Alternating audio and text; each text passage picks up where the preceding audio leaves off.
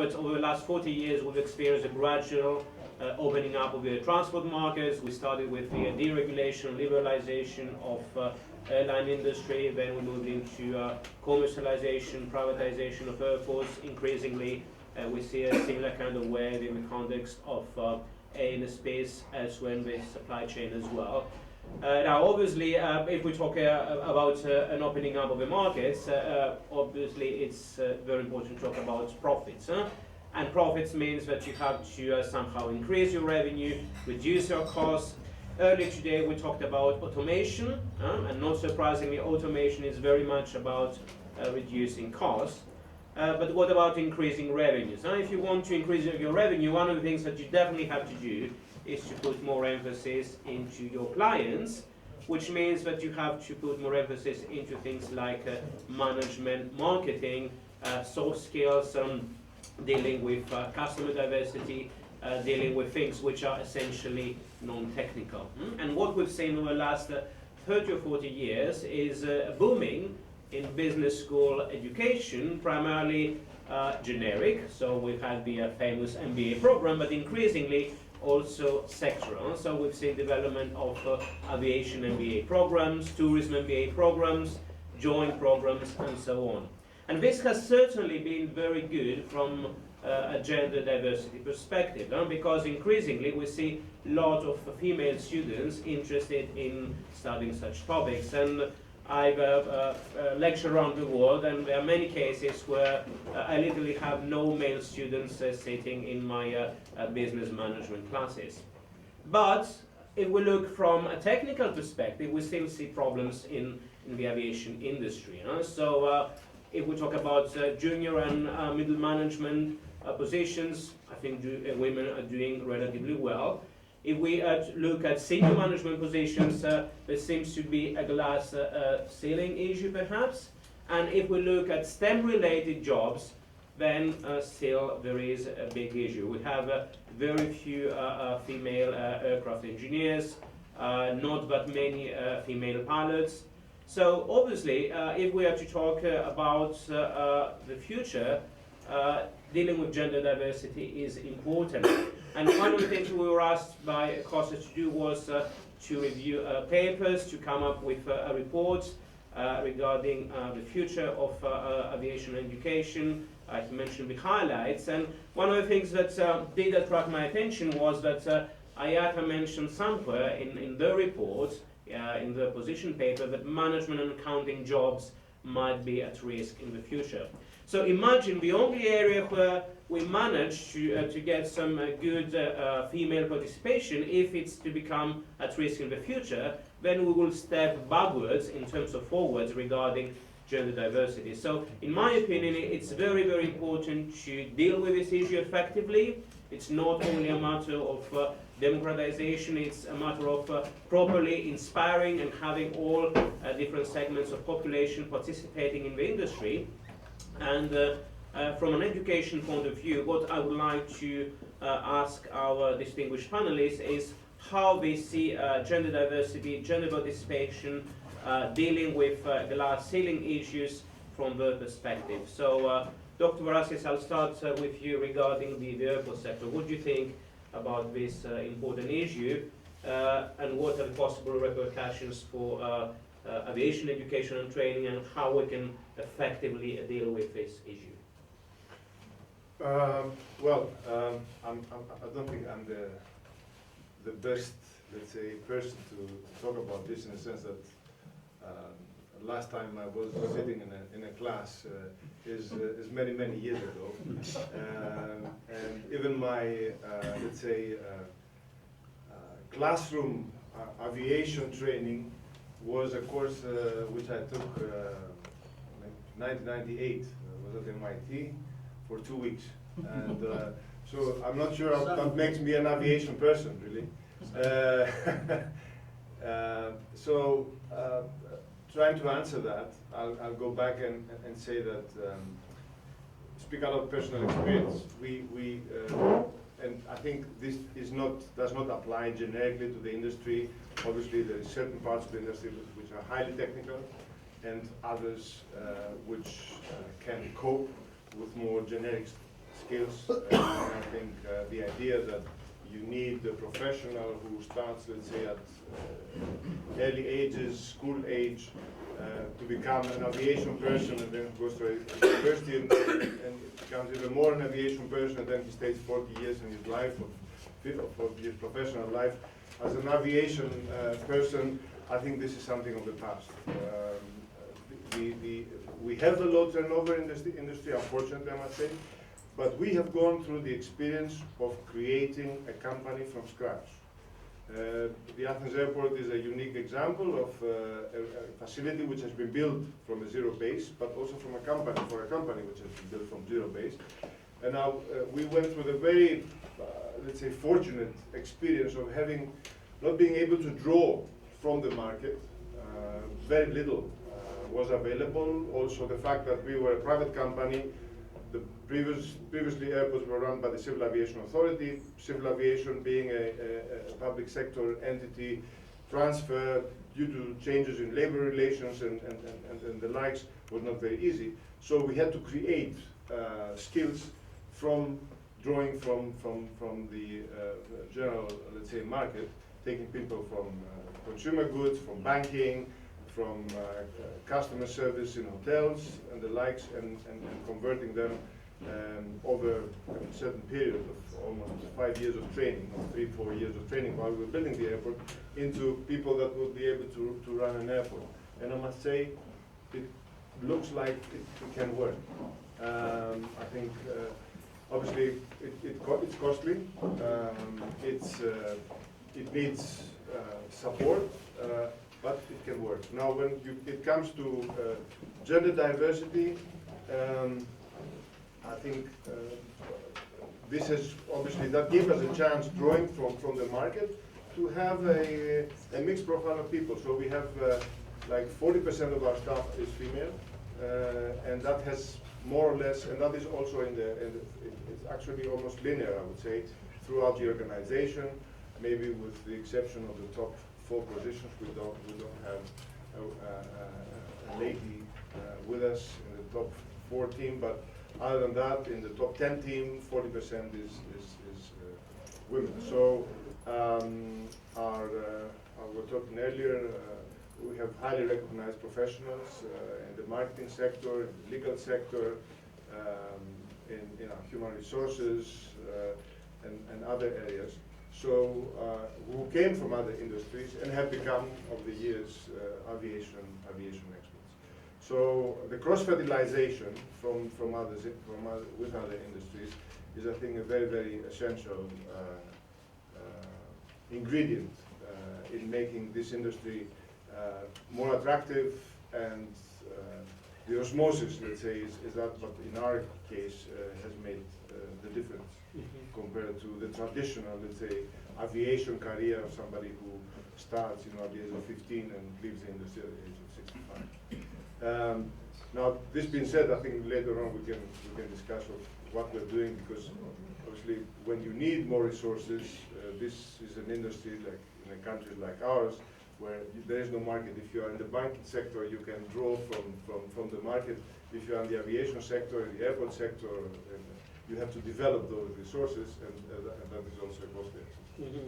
And how would you inspire the young generation to become interested in working for an airport, for example?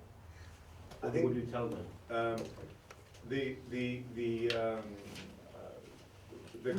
good thing about our case is that given the size, the depth of the market in the country, we have a significant gravitas as an employer.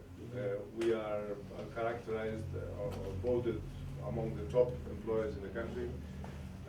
We are a good place to work, so we have a significant gravitas. But that might not be the case in other cases in other countries. But the characteristics, I think, of the market, in our case of an airport, is you work in a supermarket of services, which range from real estate, commercial, customer service, into aviation, very technical and very skilled jobs, which allow you have a very, very, very interesting and very versatile profile of options working in a company like ours. So I think it is a job for, we can offer career development for specialists, but also for generalists. And I think this is important for young people. I think many of us in this room are not the ones that are able to tell the generation Y, A, or whatever, or alpha, or what was said. I mean, generally speaking, there is the view by many experts in education these days that we can maybe forecast what we need in 2035, but we cannot forecast what we need in 2050. So the kids that are school age today, we cannot tell them. They should, in some cases, tell us what they really need. General skills like creative thinking, critical thinking, communication, and collaboration, the 4 C's, as many call them, I think are in this case much more critical for any kind of career development that we need in our organization rather than the specific thing. Well, thank you very much. Let me now move to Mr. Oliveira. Basically, I'm going to ask you a similar question, but in a slightly twisted way. So, in my academic career, I've met a number of people with an engineering background. Many of them were pilots who were interested in obtaining an MBA. I've never met somebody who had a business background interested in doing a master's in engineering. So obviously there is a kind of asymmetry. People seem to believe that it's, let's say, better to start with the hard technical skills, and moving into the soft skills is easy just because they're soft. Many people seem to be slightly afraid of getting deep into the technical skills, and as I've said earlier regarding STEM education in general, women lag behind. And my question to you is, do you think it's true? Have you seen any change over time within the airline industry in particular? Have you seen the profile of pilots changing? Do you see any clash of cultures between people who have a technical background and those who have a more managerial background within the airline industry? What do you think? Well, I would say basically, with my own example, I'm a chemical engineering, and basically I was a jet fuel guy most of my career. And I don't have a blood, I have jet fuel in my veins. Until I met Jeff. That's why when I met Jeff, I mixed a little bit with wine.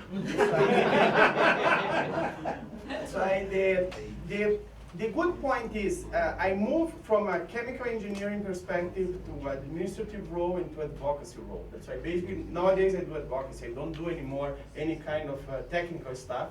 And we need to adapt. We need to adapt according with our evolution in our careers. The problem I see today that we don't have the young people interested in technical jobs anymore.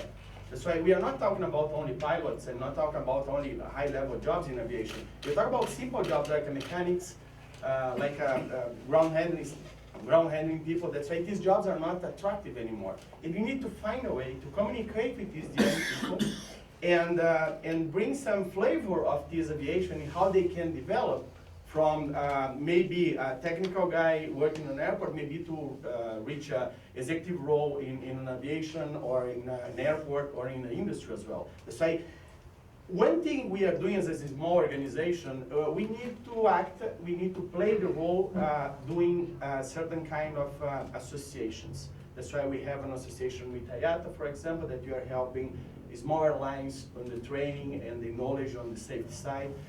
We have an association with Aero that we are supporting the technical skills and the training for the managerial side, managerial level of aviation, following the steps of ACI. We also have another agreement with IATA in terms of the training as well. But what we realized that we need to go further, and I remember when I went to Embry-Riddle to do an opening speech in one of their classes, and in this class we have like already managerial people that were talking with them about aviation, about the passion of aviation, and I realized that that is not our target anymore. We need to go to the high school level to talk about aviation to this level of people, these young people that need to choose the career later. We are signing an agreement with ALTA that is to support the gender balance, and also with some universities in the region.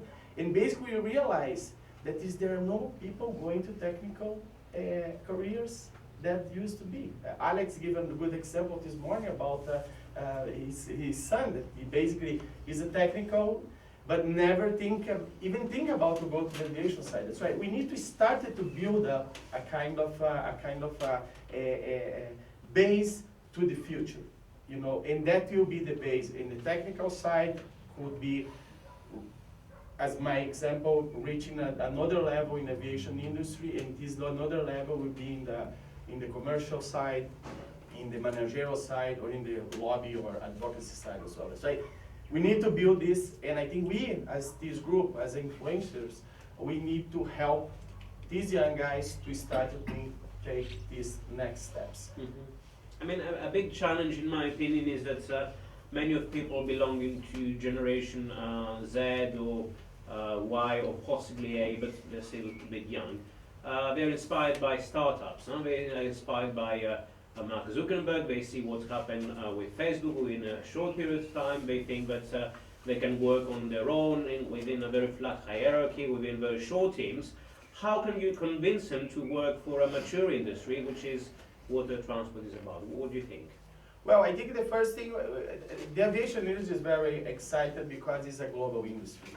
And we are here, we are probably the lucky ones that basically know a good part of this world that is beautiful. And that helps. That's why aviation helps to be exciting business. That's why every day is different. My day, I started some days in one country, I finished the day in another country. Some days I don't know which is my room because I'm changing the hotel every day. And that is sometimes excited for these young people that would like to know the world, and that is something that is interesting to tell them, that it depends what they will do, is something that the aviation industry help them to do. And one thing we must improve is the attractiveness. We still old style industry. We still we are not following the real steps of the evolution. And if you see our 737s or our Airbuses, it's the same. We have some technology improvements. It's the same. It's the same body from 30, 40 years ago. Sometimes, that's right. That's something that is not attractive. If you go to the aircraft 30 years ago, we have some improvements today, but it's the same, almost the same aircraft. That's right. That's something that we need to improve. And you are not following the high-tech industries. Like if you see Apple. In 10 years, probably none of us had an iPhone, and nowadays probably each of us have two, because we have our personal and business on the same. We need to find a way that you turn this industry more attractive and bring the value that is a real global industry, and you'll be able, of course, to see the world and connect with the nice people and do business with nice people around the world, and interesting people as well. You see, it's one of the things that I think is the main step to bring these people to come in. Great, thank you very much. And Dr. Coutu, I'm coming to you. You run a very successful program for airport professionals for quite some time. First thing I would like to ask you is if you could tell us a few things regarding the profile of people participating in this program, how this has evolved over time. Have you seen any changes regarding gender diversity, issues related to how people become more critical or less critical vis-a-vis what they're taught? Could you tell us a few things about the profile of the program? So many of you in the room know that I wear many hats, like many of you also do. But basically, I chair an institute called ASI Institute, which is part of Aviation Strategy International. And we specialize in executive education. We've done that for many years since the start of the company in 1998. And one of the most important and interesting initiatives that we work on is actually a program, as Angela has mentioned, that is co-owned by ICAO and ACI. And basically the genesis of that is that in all the audits that ICAO states conduct in terms of you looking at each other and so on safety and security, there's always issues about lack of resources, lack of equipment and all that, but there's always, no matter the type of country, there's always a statement about management.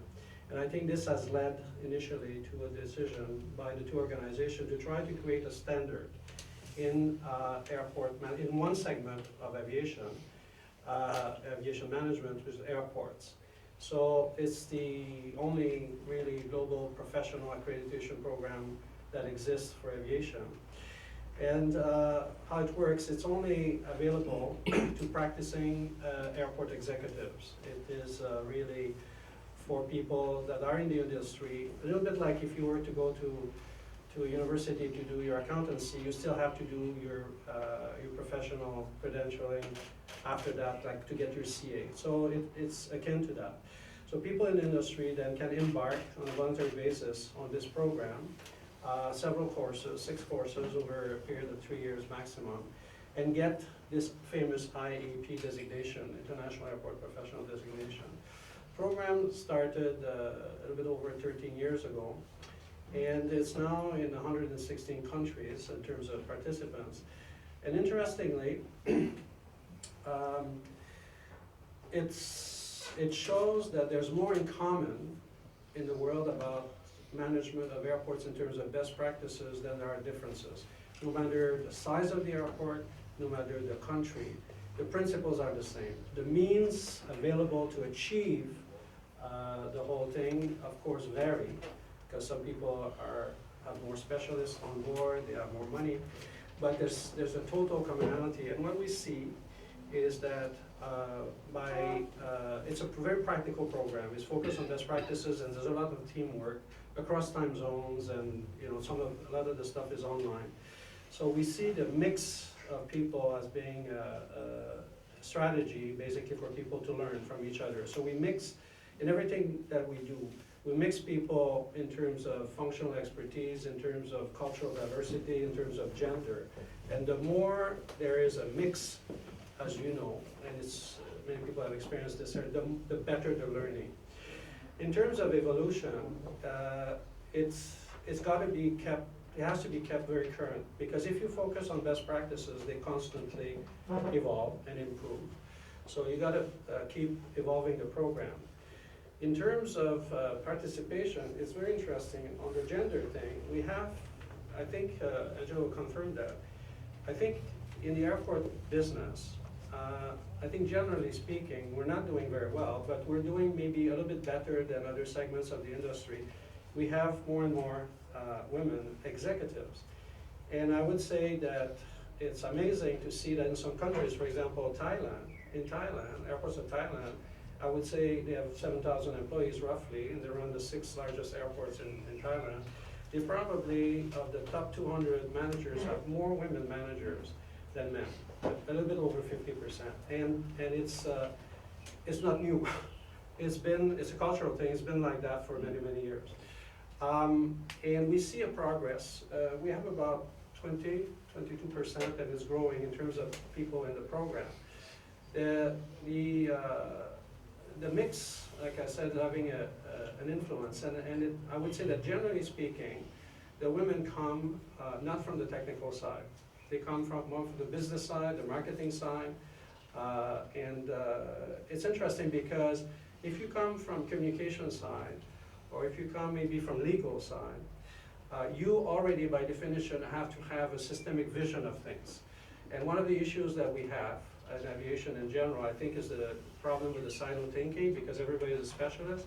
So I think that's one of the influence that women have, because they come from generally from a background, like I said, legal or communication, where you need to have, by definition, an overview of things. So they're having a great influence in forcing the groups to think like that. So we're very happy with the progress, but we're far from being done. But we see this evolution, and also it coincides with the requirement that if we want to do well in managing towards the future, we need to get out of the silo. mentality. The performance comes from, from that. For example, Dr. Al, you mentioned that because our institute, we also do a little bit of research. So recently, Dr. Al, you mentioned we published a book on global megatrends and impact on aviation, very recently. And one of the things that we looked at in great detail there is the issue of what does it mean in terms of competencies. And so like everybody else, not difficult to reach a conclusion that you have to focus on the competency notion. Actually, we're trying to encourage people to forget talking about training plans, because basically training doesn't mean much. But the moment you define everything in terms of competencies, it's much more clear what you have to do. And we try to push the notion of competency building master plans, very similar to airport master plans, the same concept that you start with. What is your inventory? What are your options? What's the demand for the future? And the moment you do that, it tells you different things at how to hire, how to develop people, not only through training programs, but assignments, exchanges between airports, there are different ways to learn. And so everything around competency building master plan is good. Not only that, is that when you have financial difficulty, first thing that goes, we all know, is training. But if you have it defined in terms of competency building master plan, people will hesitate to cut themselves at the knees when they have financial problems because it's too essential. Also, on these megatrends, we found that things are evolving very fast. These megatrends, it's like a tsunami effect. Okay, technology is developing faster, the power shift east-west, the changing demographics, and so on. This is happening very fast. But the one thing that doesn't change is that in aviation, fundamentally, it's about performance, and performance is 4 factors. You need to excel in your assets. So, for example, for airport, it would be excellent infrastructure, for airlines, with proper equipment, and so on. Assets has to be an area of excellence. Then you need to have a proper systems management. So you might have good assets, but you have to learn to manage them well, to optimize the use of the assets. And then, obviously, you have to have excellence in human capital. And that's where the competency work comes in. Because the competency requirements are changing. There's no doubt about it. We are a global industry, cultural sensitivity, negotiation skills. There are a lot of things that are very important from the fact that we are global and very diverse and in the forefront of a changing world. And then the last one obviously is governance, which is hard to control sometimes. It's a lot about who's in place, but the structure, the privatization, the commercialization that we've seen over the years has a big impact. And one last word on competency. We have to think to be careful not to equate it to knowledge only. The actual competency of people, as we know, is also the aptitude. Like I was alluding to the fact that in aviation, for example, airports, an airport director is not empowered like the military commander of a military airfield. I mean, we're a landlord, and we're dealing with all these stakeholders. So there's a lot of coffee drinking, wine drinking, so negotiating skills is paramount for airport executives. Actually, in aviation, is paramount. I mean, we need to constantly negotiate and see each other's perspective. So the knowledge is very important in terms of competency, but the aptitude also. And finally, it's not because you have the knowledge and the aptitude that you can deliver. You have to look at it in context. So, for example, the managerial judgment in context has to be assessed. So we know all this, but I just want to say that when we train younger people and when we give them a chance to learn, it's not only about knowledge. It's about these other 2 elements. We have to be very careful about that, I think. Great. So that's what we've learned. Mm-hmm. So competency is also very good. Well, yeah, but it's been mentioned by many people today. Thank you very much. Kostas told me that we have to somehow shorten this session, so we have about 10 to 15 minutes for questions. So I'll open to the floor. So please, if you have a question to ask for your panel, Roxani. Oh, Ben, you promised me an easy question.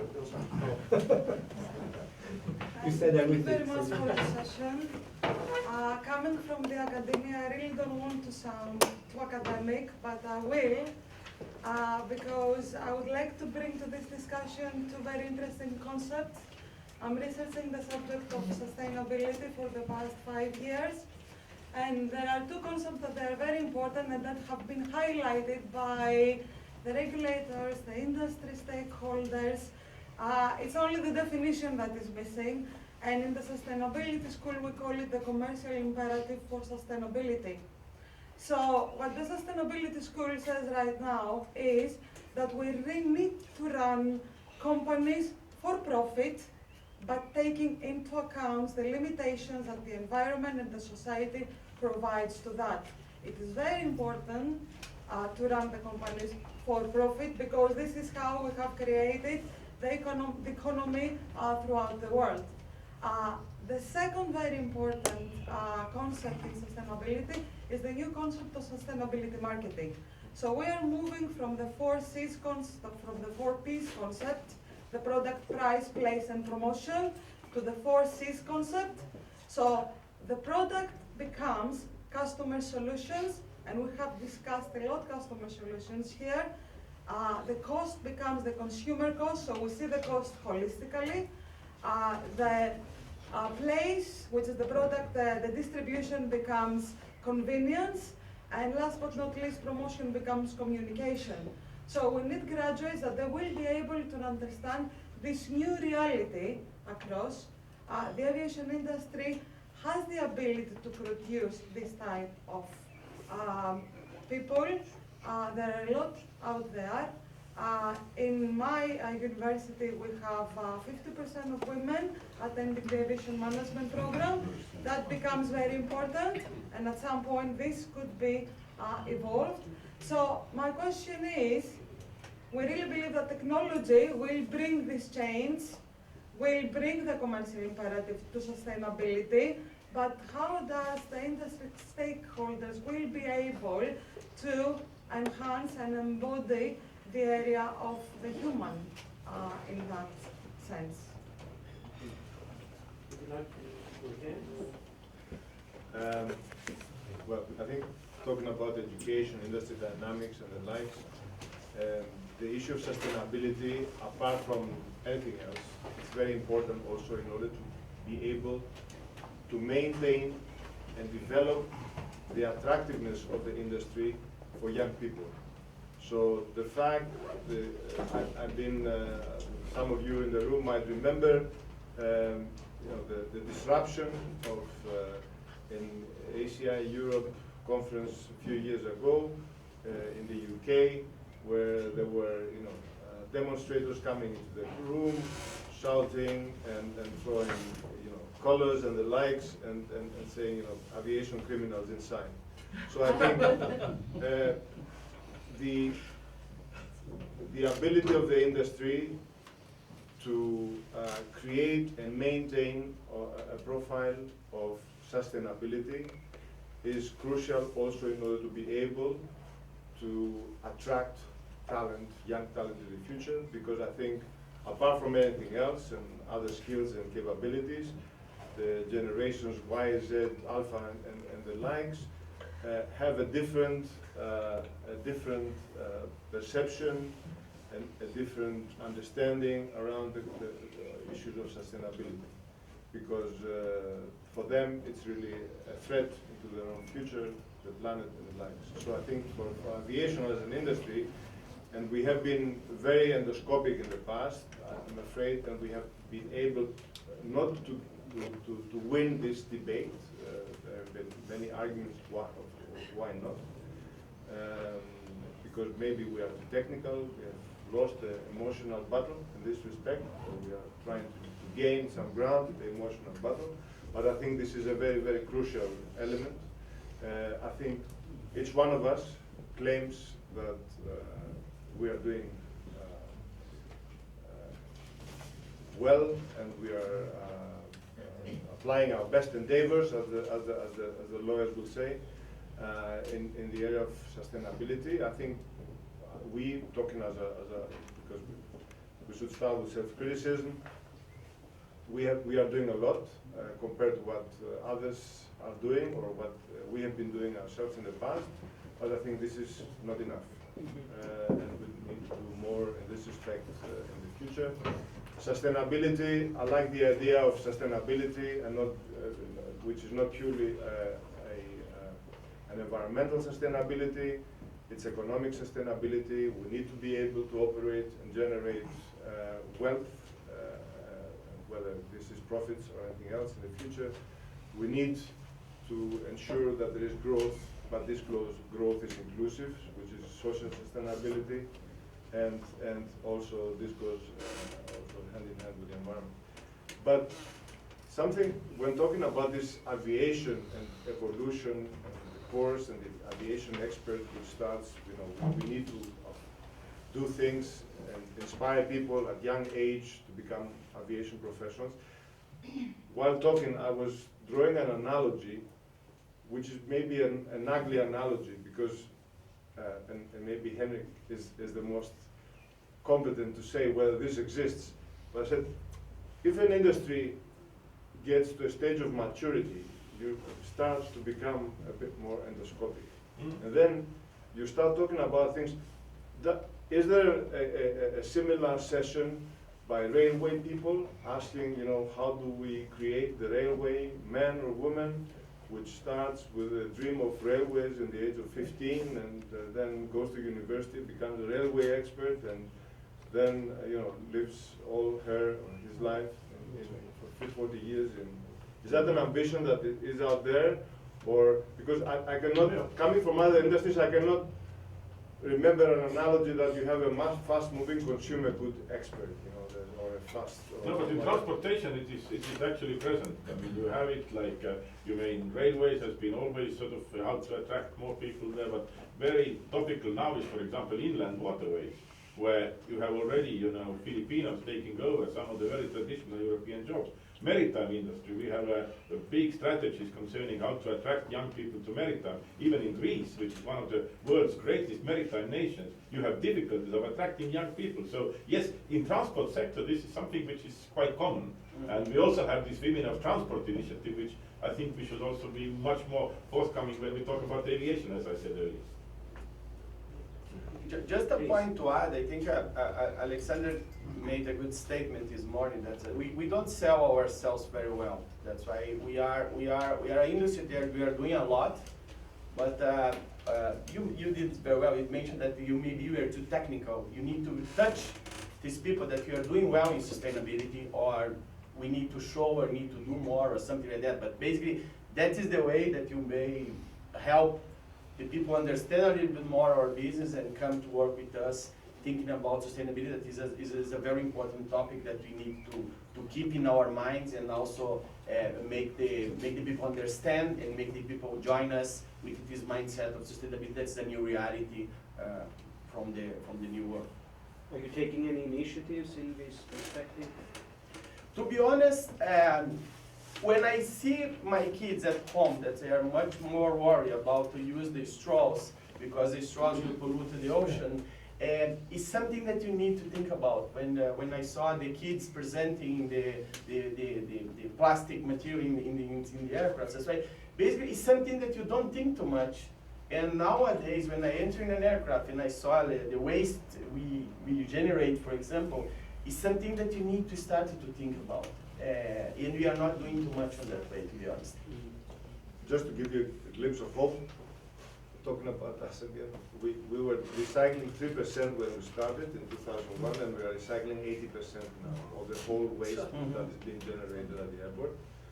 And over the last, back in 2016, we became carbon neutral, and we have the ambition of becoming carbon neutral without offsetting, because obviously, for the time being, we need to still offset.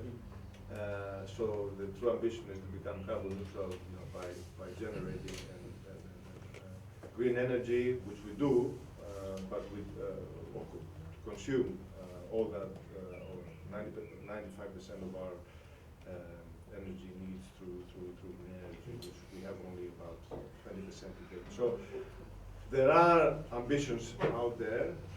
That we are on a path of changing things.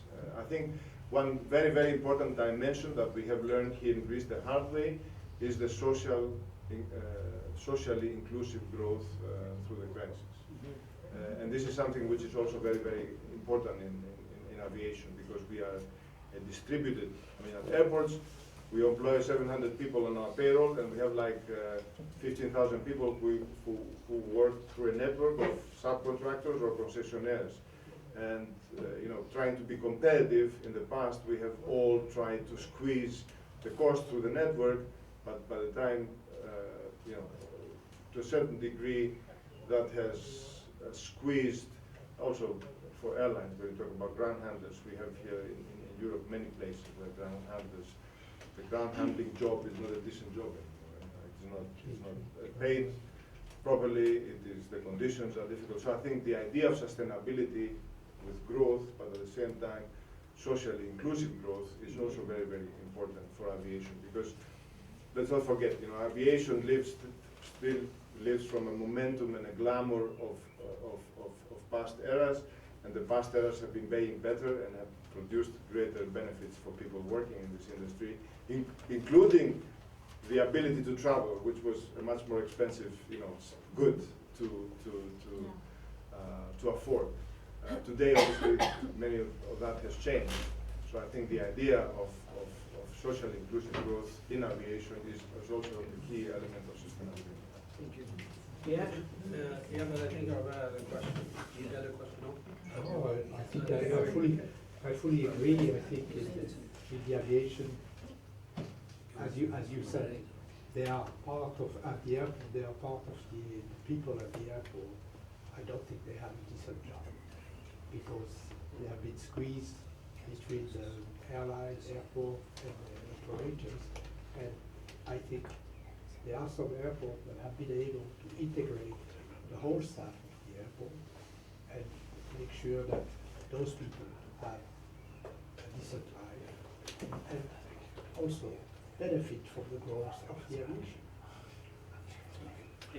Yes, I have one comment actually, and I mean, again, I'm very much in agreement also what has been said, and also particular what Yiannis has been also telling about the airports, because I mean, it is clear that first of all we need to see the whole aviation value network as one entity, and when we talk about the reduction of the aviation's carbon footprint, or let's say I would rather prefer environmental footprint, we should also bring in all these other elements where actually it is easier to have the results than, for example, in the airline industry, because in the airports industry it is actually easier to have a concrete results in terms of the reduction of the carbon footprint. Now, that's the first point, and I think that what has been done also by the ACI in the world and in Europe has been great to show also this responsibility, because it is a very responsible industry as a whole.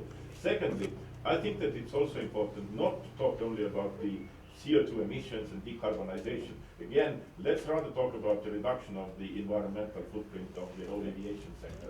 I think that there are other things which are happening, and in that sense, it's important to get out from this aviation is just sort of reducing the CO2. There are also a lot of other things which actually have been positive developments, and as said, we need to talk more about it. And the third point, and P.T. Alexander is not here, but the third point, for example, is at this stage it might be also good to put on the table something very ambitious and make aviation industry stand out from other industries. And there might be other options, but I'm actually, what you said, I'm actually building upon what you talked about, the plastics. Why not to say that the aviation industry will be the first plastics-free industry? And it is possible. Yes, there are certain costs incurred, that's clear, and at the same time it might also develop innovation, but it shows the responsibility that comes with it, and of course there airlines can make a difference also, if this is something that ALTA is also considering as a global goal. Great, so thank you very much. I think we need to close the session now, so I would like to thank all our distinguished panelists, as well as